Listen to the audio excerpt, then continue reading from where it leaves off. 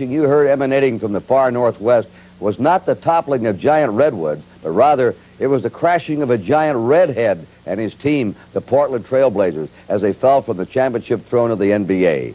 In 1978, the final series was played between the Washington Bullets and the Seattle Supersonics. It went the limit in drama to a seventh game, which was to be played in Seattle. The Bullets would have to become only the third team in NBA history to win the seventh game on the road. Chances seemed slim, but when the Bullets returned home, they were the first championship team in Washington since 1942, when the Redskins took the NFL title from the Bears.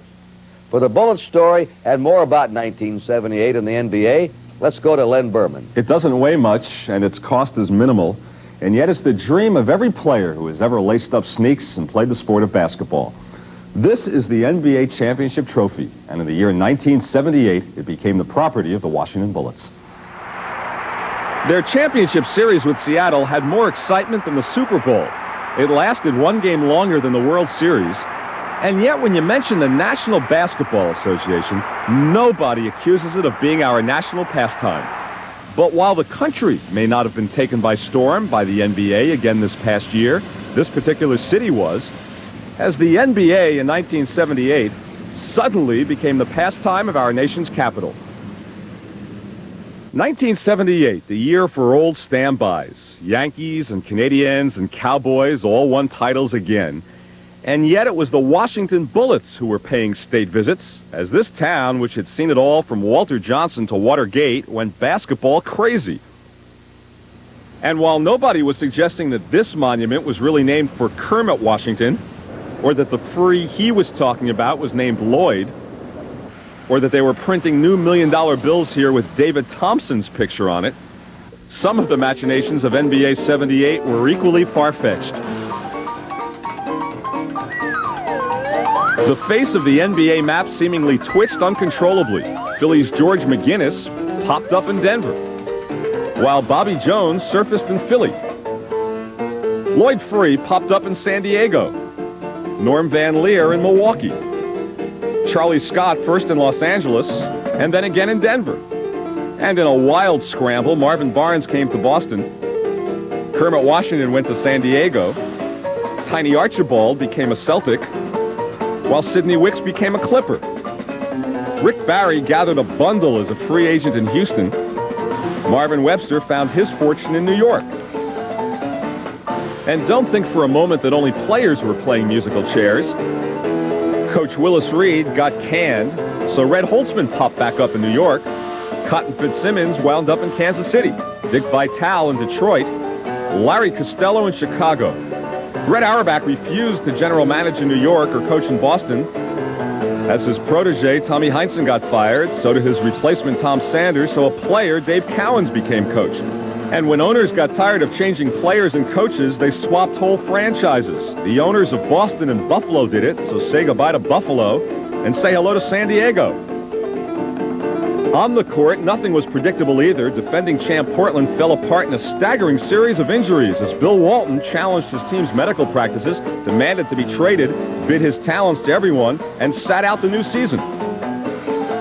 Star-studded Philadelphia, which lost to Portland in '77 and told their fans, "We owe you one," lost to Washington in '78, and now Dr. J and company owe them two. All the while, Seattle came out of nowhere to the finals. One Supersonic fan suffered a coronary. When he came to, he asked not of his health, but of Seattle's. At times, the men paid to enforce the rules decided to break them. Richie Powers actually told New Jersey and Atlanta to play illegal zone defenses. Another time, he called 3 technical fouls on a coach when 2's the limit. He was punished on both counts.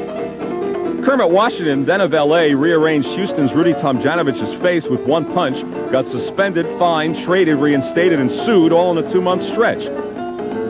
Cleveland coach Bill Fitch revealed he offered 70 draft picks for the Lakers' Kareem Abdul-Jabbar and got turned down flat, while Chicago tried to unretire 42-year-old Wilt Chamberlain, all 275 pounds of him. But not everyone in the league had gone mad in 1978. Welcome to the Capitol Center in Landover, Maryland. And welcome to a story that is not only sane and real life, but it has a happy ending to boot. Number 41, 6'7" from Louisville, Les Armstrong. He never had the catchy nickname nor the flashy style.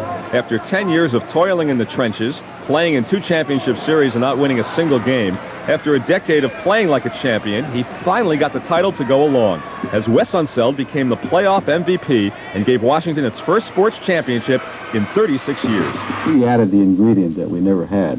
He does a lot of other things that most people who aren't too familiar with basketball, the subtleties of basketball, really understand, such as setting the picks. He's a great passer. He does all the dirty little things that have to be done. Not dirty, but hard work things. He's in the trenches every minute of his game. He's rebounding, he's blocking off, he's playing defense, he's throwing the outlet pass, and it doesn't matter to him if he scores 3 points or 30 points as long as we win. You've got to understand that not many players want to do all that these days. I think the reason one is that a lot of players don't want to do them is that you don't get your name in the papers for doing those things. There's no stats for going on the floor after a ball. You get stats for rebound, but nobody looks at them. You get press for scoring. After 20 years of playing basketball, I don't need any more press. In fact, I'd rather not have any. But the other aspect of it, as I said before, the reason why I do it is because I get paid well to do those things. MVP, was that important to you? Not at all. No, it wasn't. It was a natural. He was the most valuable. He hit those shots when they counted at the end. After 9 months and 103 games, it all came down to one final 7th game and to free throws from a guy who had never come close to setting any records from the foul line. Well, as far as the free throws are concerned, I've seen them 1,000 times since then. The misses and the makes. Unseld had time to think about the shot, time for pressure to build. But Wes is the ultimate pro, and he put Washington up by 4. You remember your feelings the moment you knew you were a world champion of the NBA? Yeah, I just took a deep sigh.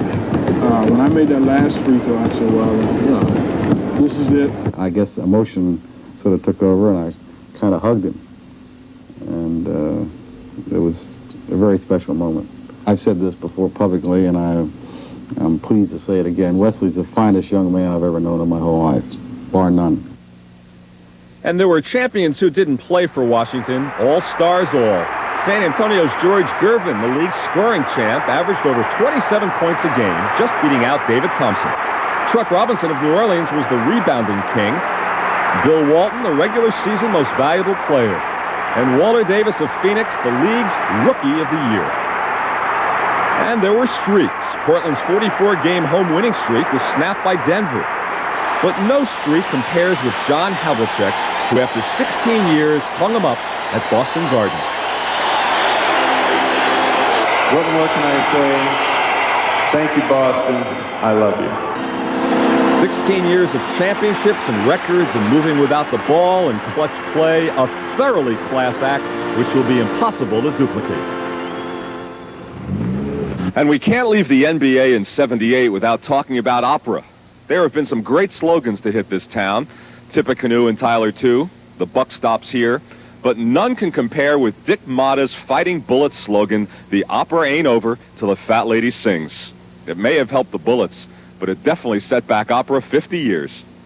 The Washington Bullets have won it all in 7 games. And if you listen real carefully, you'll hear the fat lady singing.